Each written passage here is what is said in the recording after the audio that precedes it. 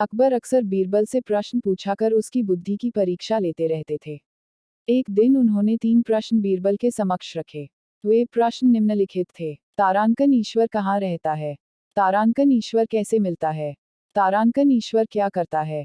प्रश्न सुनकर बीरबल ने कहा, जहांपनाह, मैं इस प्रश्न पर उत्तर सोच विचार कर कल दूंगा।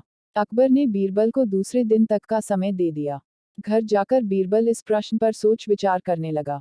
पिता को विचारमग्न देख बीरबल के पुत्र से रहा न गया और वह पूछ बैठा, पिताजी, क्या बात है? आपने जब से घर में प्रवेश किया है, तब से सोच में डूबे हुए हैं। बीरबल ने अकबर द्वारा पूछे गए प्रश्न अपने पुत्र को बताए। प्रश्न सुनकर वह बोला, पिताजी, इस प्रश्नों का उत्तर बादशाह सलामत को मैं दूंगा। आप कल मुझे अपने साथ दरबार ले चलिएगा। बीरबल राजी हो गया। अगले दिन वह अपने पुत्र को साथ लेकर दरबार पहुंचा।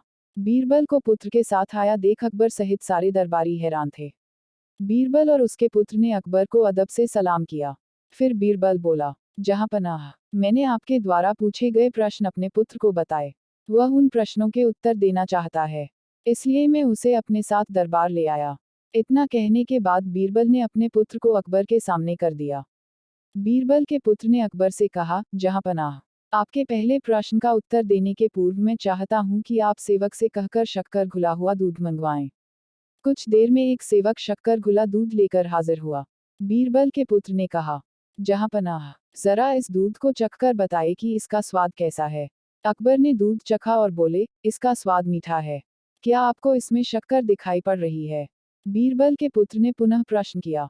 नहीं तो, वह कैसे दिखाई पड़ेगी? वह तो पूरी तरह से दूध में घुल चुकी है। अकबर बोले, जी हुजूर, ठीक इसी तरह ईश्वर भी संसार की हर वस्तुओं में रचा बसा हुआ है। यदि उनकी खोज करें, तो वह हर वस्तुओं में मिलेगा।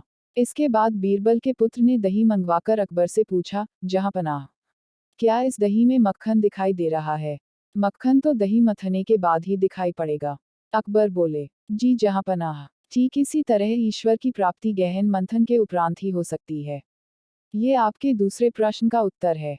दोनों उत्तरों से संतुष्ट होने के उपरांत अकबर ने तीसरे प्रश्न का उत्तर पूछा। इस पर बीरबल के पुत्र ने कहा, जहांपनाह, इस प्रश्न का उत्तर मैं तभी दे पाऊंगा, जब आप मुझे अपना गुरु मान लेंगे।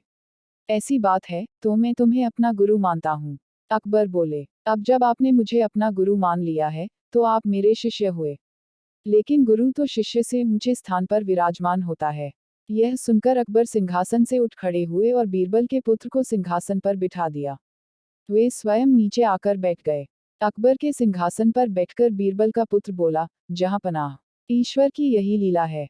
वह एक क्षण में राजा को रंक और रंक को राजा बना देता है। अब तो आपको तीसरे प्रश्न का उत्तर मिल गया होगा कि ईश्वर क्या करता है। ये सुनकर अकबर एक क्षण को मौन पड़ गए।